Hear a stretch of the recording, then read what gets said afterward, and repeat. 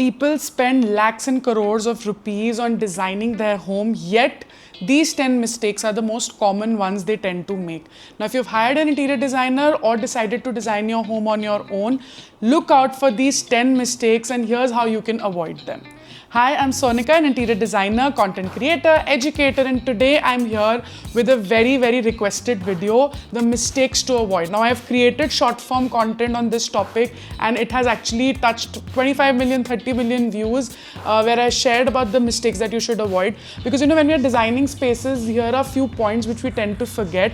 We get overwhelmed with so many options, with so many things available all around us, and we tend to make these mistakes. Some are technical and some are emotional, I would say. So let's quickly get into the video. First and foremost is poor electrical planning. Now, I know when you start designing a space, you're thinking about colors, aesthetics, all sorts of finishes, what would go with what, and all sorts of things, space planning and so many other things. But electric is one such thing that if you go wrong with even one bit of it, you will actually really suffer all through your life living in that space.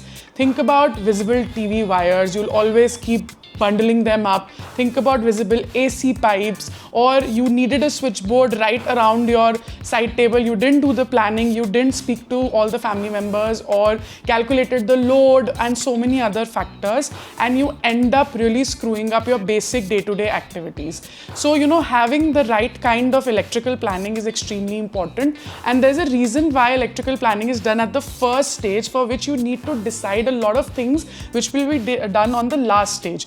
Now, for example, if I've decided to put a painting on a wall, I don't need to decide that painting as of now, but if I have left a picture point, a light point for a picture light above it, so I can at least consider adding some light to it and also decorating it. But sort of electrical planning is not just about the aesthetics, it's also about so many other things.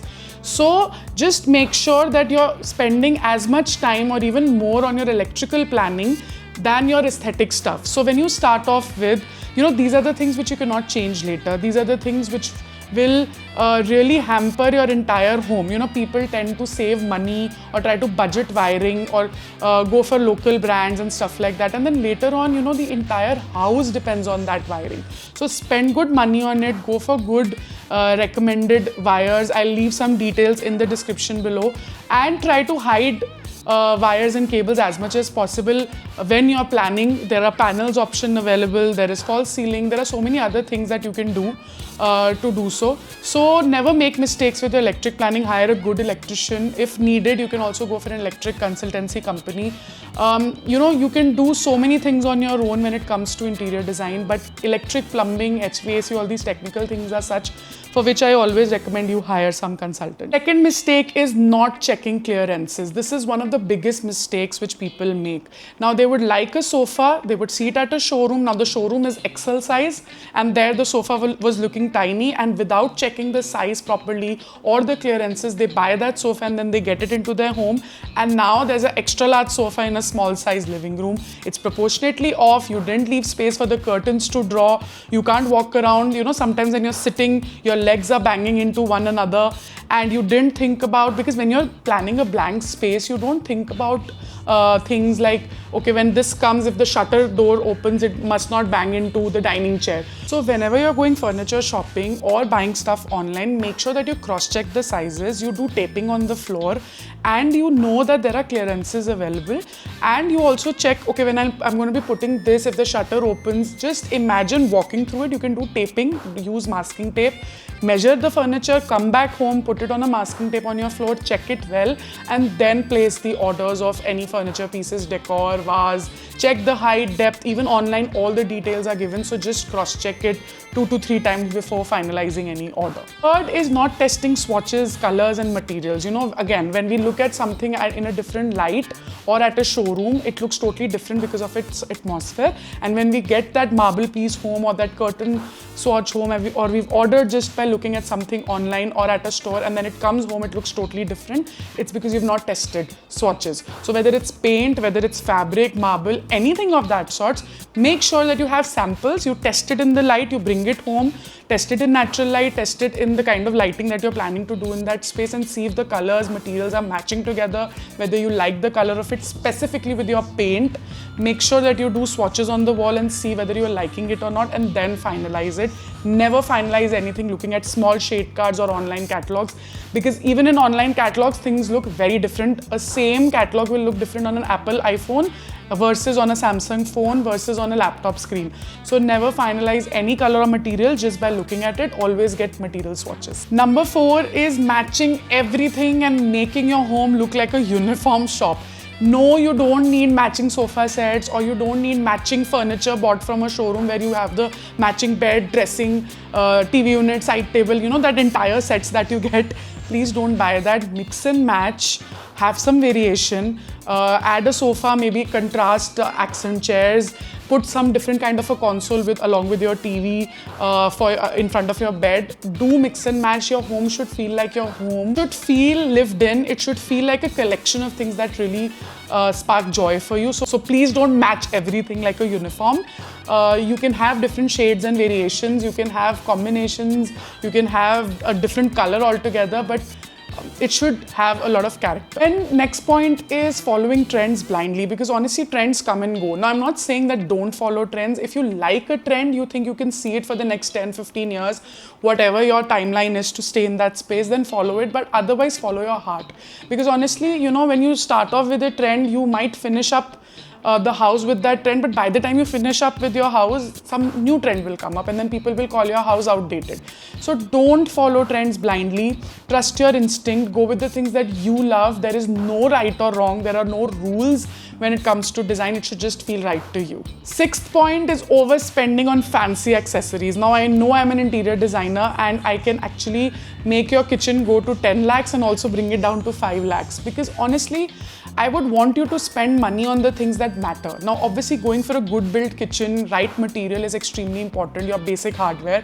But going for fancy accessories like these corner carousels and these fancy shoe fitting, watch fitting and stuff like that, unless you really have that much money extras to spend and you want to, that's a separate thing. But honestly, going for a basic wardrobe and a kitchen and then investing in organizers, which you can easily get off IKEA and Amazon, is a much better way of utilizing your space, because honestly when you go for these fancy accessories, they unnecessarily increase the cost and also don't add that much space and functionality like any other organizer would. Number 7 is ignoring storage and practical things. Now I know Indians love storage, so I'm gonna point this out in both the directions. Don't hoard on stuff, but don't go towards minimalism so much that your space is not getting utilized fully. So think about it, make your must-have and a can-have list.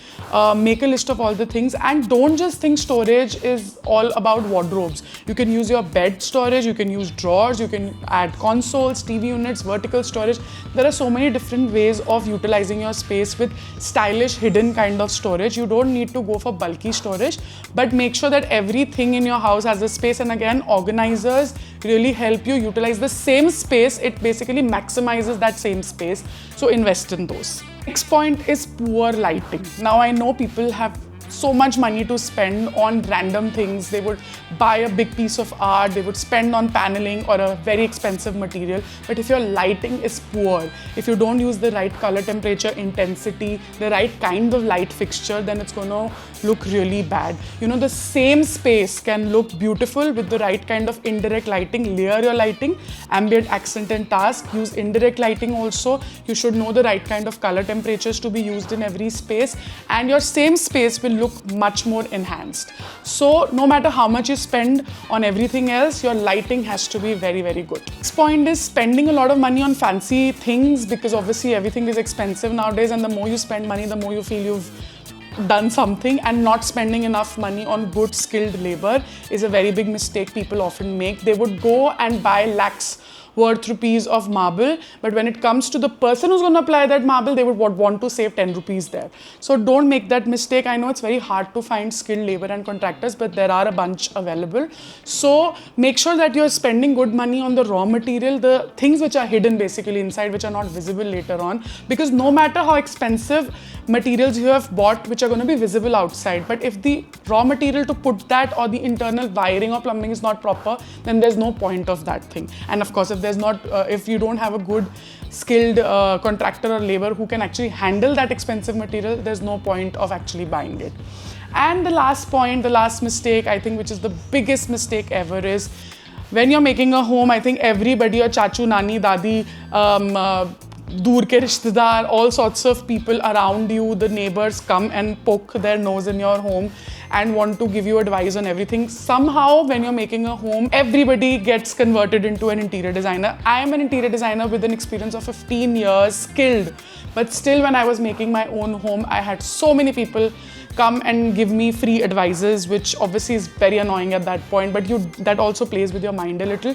So please don't listen to everybody. Listen to the people whom you feel comfortable with, whom you feel can give you the right kind of advice, or hire a professional, or take the help of AI, but just don't make a home to impress others. You're not building a hotel, you're building a home. It should feel like you. You have to spend majority of the time there. I know we have to impress guests. We're living in a society where we want to show people, share our lovely home with, and also show them how beautiful we've created our space to be. But it should belong to us. The wow factor should come from within us, and we should fill up our home with things that spark joy. So this was a short and sweet video about the mistakes that you can avoid making while designing a home. I'm going to make more such videos. I would love to know your thoughts in the comment section below. Do follow me on Instagram. I'm quite regular there. I post a lot of stories with daily updates, home finds and stuff. And of course here on YouTube, please subscribe to my channel. It really motivates me. And I'm going to see you in the next video.